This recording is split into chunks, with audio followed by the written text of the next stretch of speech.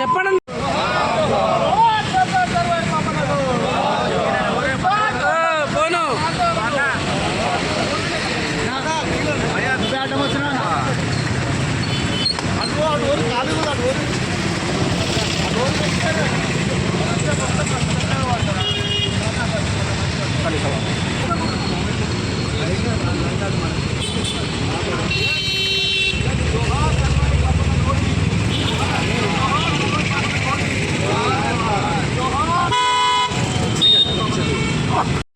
ECL చౌరస్తాలో సర్దార్ సర్వాయి పాపన్న గౌడ్ 375వ జయంతి ఘనంగా నిర్వహించుకోవడం జరిగింది. ఈ సందర్భంగా రాష్ట్ర ప్రభుత్వం కూడా నేడు ట్యాంక్ బండ్ వద్ద పాపన్న గౌడ్ విగ్రహానికి భూమి పూజ చేస్తున్నందుకు సంతోషిస్తున్నాం. అదేవిధంగా రాష్ట్రంలో బీసీలకు కూడా 42% రిజర్వేషన్లు కల్పిస్తామని చెప్తున్నారు. కానీ అన్ని పార్టీలు కూడా ఎందుకు చేస్తురో ఏం చేస్తురో అర్థమవుతలేదు. అందరు ధర్నాలు చేస్తున్నారు. మరి ఎవరు సాధించాలి బీసీలకి? మనందరం బీసీలందరం కూడా అన్ని కులాలుగా ఏకమై పాపన్న ఆశయ సాధనలో నడుచుకుంటూ రాజ్యాధికారం సాధించుకోవాలని కోరుకుంటున్నాను. Thank you.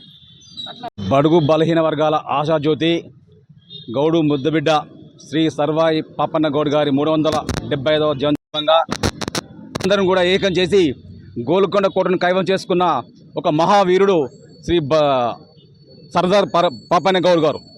ఈ సందర్భంగా వారికి ప్రత్యేకమైన ట్యాంక్ బండ్ మీద విగ్రహాన్ని పెట్టించి వారికి జయంతి సందర్భంగా రాష్ట్ర ప్రభుత్వం సెలవు ప్రకటించాలని ఈ సందర్భంగా మేము గౌడ సోదరులు అందరి తరఫున మరియు బడుగు బలహీన వాళ్ళ అందరి తరఫున మేము రాష్ట్ర ప్రభుత్వం డిమాండ్ చేస్తున్నాం.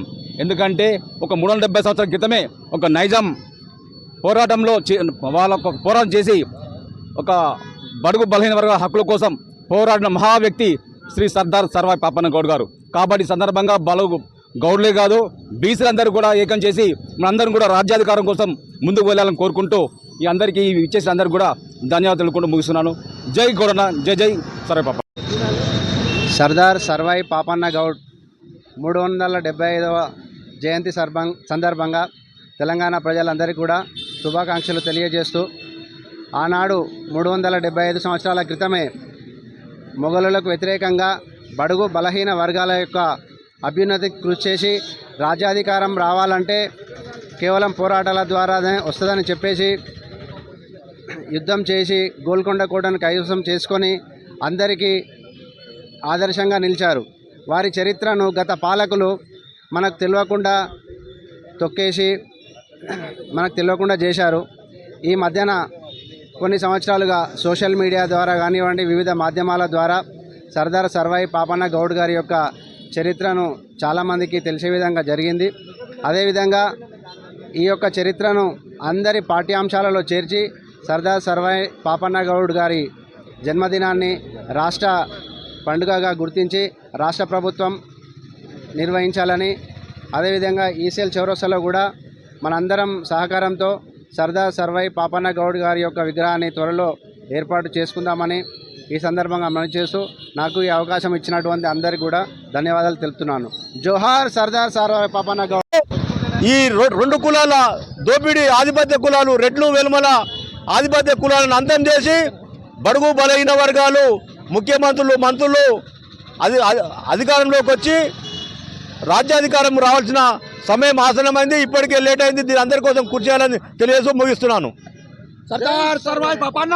మరి ఆ రోజుల్లోనే అత్యాచారాలకు అగెనెస్ట్గా బీసీలను అందరినీ కూడగట్టుకొని పోరాటం చేసి మరి ఎన్నో కోటలు సాధించి చివరికి గండికోటకు కూడా రాజై, గోల్కొండకు రాజై, తర్వాత తెలంగాణ అంతా కూడా రాజ్యాధికారాన్ని పరిపాలించాడు. మరి వారి చరిత్రను ఇన్ని రోజులు కూడా దాచిపెట్టారు.